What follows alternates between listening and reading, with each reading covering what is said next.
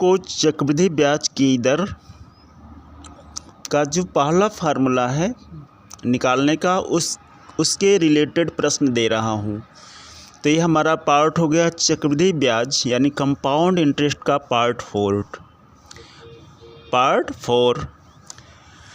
अब जो लगातार वर्षों वाला जो फार्मूला है मैं उसी पर आधारित प्रश्न दे रहा हूँ। क्वेश्चन है कि कोई धन चक्रवृद्धि ब्याज की दर से 2 वर्ष में 500 रुपये, कितना है 2 वर्ष में 500 रुपये तथा 3 वर्ष में 550 रुपये हो जाता है। 3 वर्ष में कितना हो जाता है 550 रुपये। अब क्लियर हो गया। T1 दिस इक्वल टू 2 वर्ष and A1 this equal to 500 rupees and T2 this equal to 3 वर्ष and A2 this equal to 550 rupees. तो हमें ज्ञात क्या करना है, ब्याज की दर यानी चक्रवृद्धि ब्याज की वार्षिक दर R ज्ञात करना है। ठीक, तो जो हमारा पहला फार्मूला है जो लगातार वर्षों के लिए मिश्र धन निकालना है उसी के आधार पर हम निकालेंगे। तो इसका सॉल्यूशन है प्रश्नानुसार, यानी प्रश्न में क्या क्या दिया है। मूलधन P 500 रुपीज़। देखिए मैं इसको एक्सप्लेन किया हूँ, लास्ट में फार्मूला दे रहा हूँ। अब देखिए मूलधन कैसे आ गया, क्योंकि यहाँ मिश्र धन है तो मूलधन कैसे आ गया।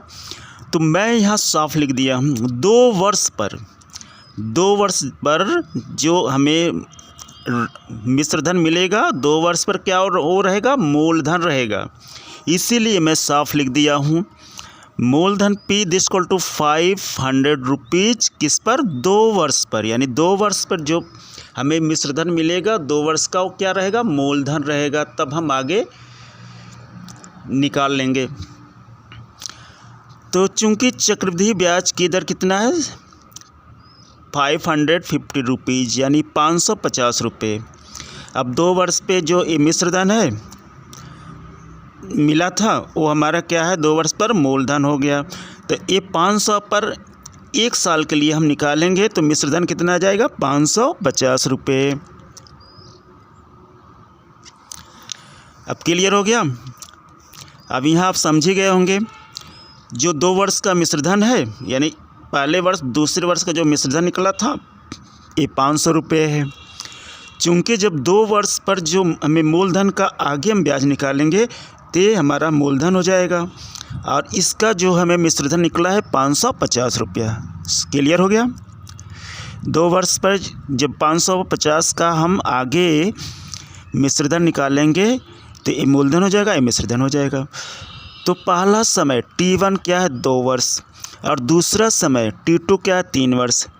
चूँकि 2 वर्ष और 3 वर्ष में के बीच में जो समय है उसका ये मिश्र धन है। 2 वर्ष और 3 वर्ष के बीच का जो समय है उसका मिश्र धन कितना है 550 है। तो इसको हम घटा लेंगे।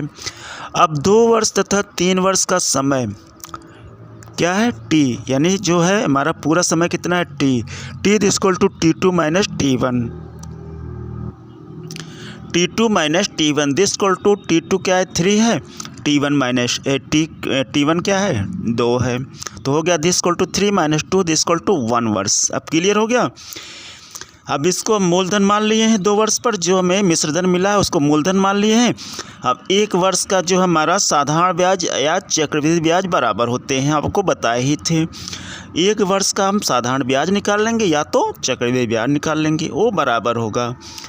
तो हम देखिए यहाँ लिख भी दिए हैं फार्मूला क्या है, चक्रवृद्धि ब्याज की दर बराबर चक्रवृद्धि मिश्र धन माइनस मूलधन। चूँकि देखिए हमें R निकालना है तो हमारे पास मिश्र धन है और ये मूलधन हो गया।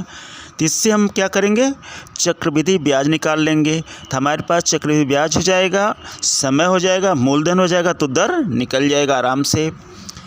तो हम यहाँ देखिए चक्रवृद्धि ब्याज की दर हम निकाल रहे हैं। चक्रवृद्धि ब्याज दिस इक्वल टू चक्रवृद्धि मिश्र धन माइनस मूलधन। अब चक्रवृद्धि मिश्र धन कितना है 550, कितना है 550 और मूलधन कितना है 500 यानी 50 100 यानी 500 रुपीज़। तो हो गया this equal to 550 rupees minus 500। तो इसको माइनस कर देंगे तो हो जाएगा 50 रुपीज़ यानी 50 रुपये। हमारा चक्रवृद्धि ब्याज कितना आ रहा है? 50 रुपये।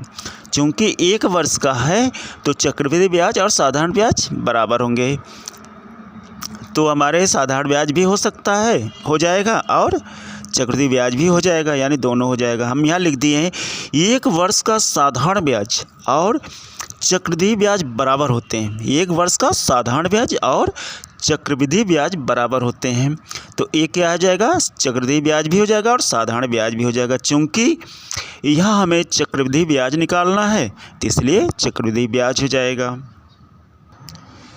फार्मूला है साधारण ब्याज SI this equal to PRT upon 100। चूँकि साधारण ब्याज SI दिस इक्वल टू चक्रवृद्धि ब्याज CI सिर्फ यह 1 वर्ष के लिए है। क्या है? सिर्फ 1 वर्ष के लिए। कितना है? 50 रुपीज़ यानी 50 रुपये। तो हमारे पास क्या है? P this equal to 500 rupees और T this equal to 1 years, और निकालना क्या है? R।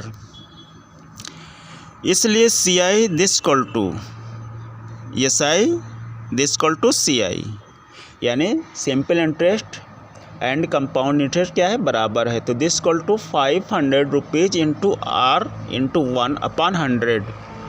A0 से कट गया, A0 से कट गया, तो हमारे पास क्या मिल गया? R 50 क्या है हमारा?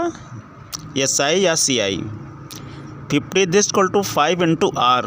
चूँकि हमें R निकालना है तो R यहाँ हम निकाल लेंगे, तो R this equal to 50 upon 5। इसको हम काट लेंगे, 5 एकम 5, 5 दहा में 50, ये 10 आ जाएगा, तो दिस इक्वल टू 10। अब चूँकि R है तो परसेंटेज होगा, यानी ये 10% हो गया। मैं आपको अब ट्रिक की भाषा में यानी ट्रिक के मेथड से बता रहा हूँ। मैं आपको पिछले वीडियो में बताया था फार्मूला, तो मैं यहाँ आपको ये फार्मूला लिख दे रहा हूँ। चक्रवृद्धि ब्याज की दर R दिस इक्वल टू दोनों चक्रवृद्धि मिश्रधनों का अंतर अपान पहला चक्रवृद्धि मिश्रधन इंटू 100। अब देखिए दोनों चक्रवृद्धि मिश्रधनों का अंतर कितना है, यहाँ हम लिख देंगे। तो पहला चक्रवृद्धि मिश्रधन क्या है? A1 है, दूसरा A2 है, तो हो गया A2 माइनस A1 अपान A1, जो मैं फार्मूला बताया था वही है, इंटू 100।